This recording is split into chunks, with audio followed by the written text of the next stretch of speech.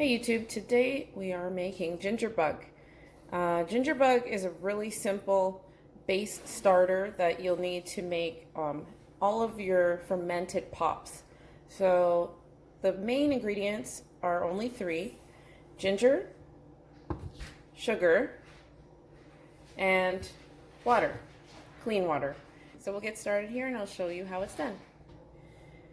So first you're going to need to peel off the skin of your ginger. Some people say you need to keep the skin on, but I found that you really don't, and it's just a little cleaner that way. So my fast way of peeling ginger is definitely not a knife. It is this handy dandy carrot peeler. So I'm just going to use the carrot peeler to finish off grating this amount. It's about a 2-inch nub, I would say, of ginger, and I'm going to grate this up on my grater and I'll show you what it looks like. So now we've got our grated ginger, and now that it's grated, this makes approximately, I would say maybe 2 or 3 teaspoons. A 2-inch piece of ginger shredded up is going to be what you need for your starter base here. So what you're going to do is add that to water. So this is going to get added to the about one and a half cups of water is fine. Now I'm going to add about 3 teaspoons of sugar.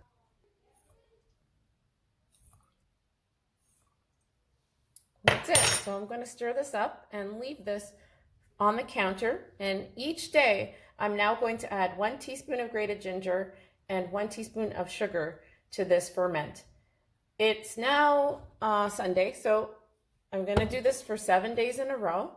And every day add 1 teaspoon of ginger and 1 teaspoon of sugar. And I will get back to you. As the time goes on, you should expect to start to see little tiny bubbles rising up from the bottom and surfacing across the top of the water.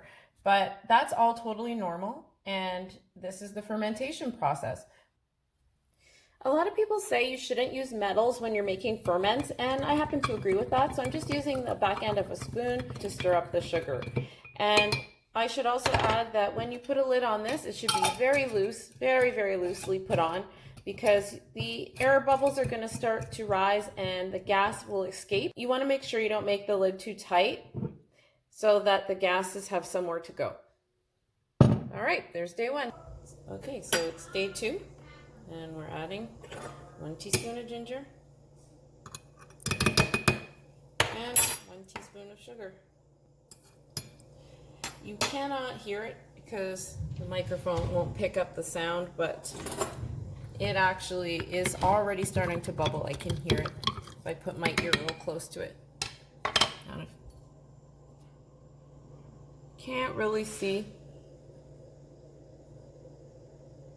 There's just a faint amount of bubbles on the line up at the top. You can sort of see it there. All right, we'll come back. Hey YouTube, so today is the final day. I missed days 3, 4, 5, and 6. This is day 7, so my apologies for that.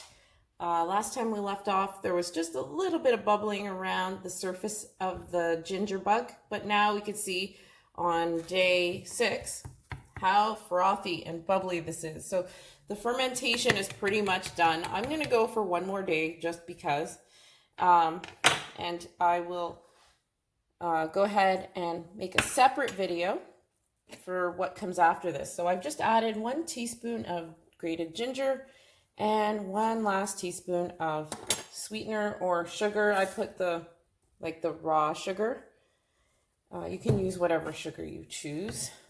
And I'm just going to give it 1 more stir and leave it overnight. And tomorrow I will put this in the fridge because now it's fully fermented, and I can just put this in the fridge, and when I'm ready to make my pop, I will take it out of the fridge, let it warm up a little bit, and go ahead with the other steps. So ginger bug, this is now ginger bug. This is actually your base to make any pop you can think of, pretty much. You can make pop with this with fruit juices of any kind, like apple juice, pomegranate juice, cherry juice, grape juice, any kind really.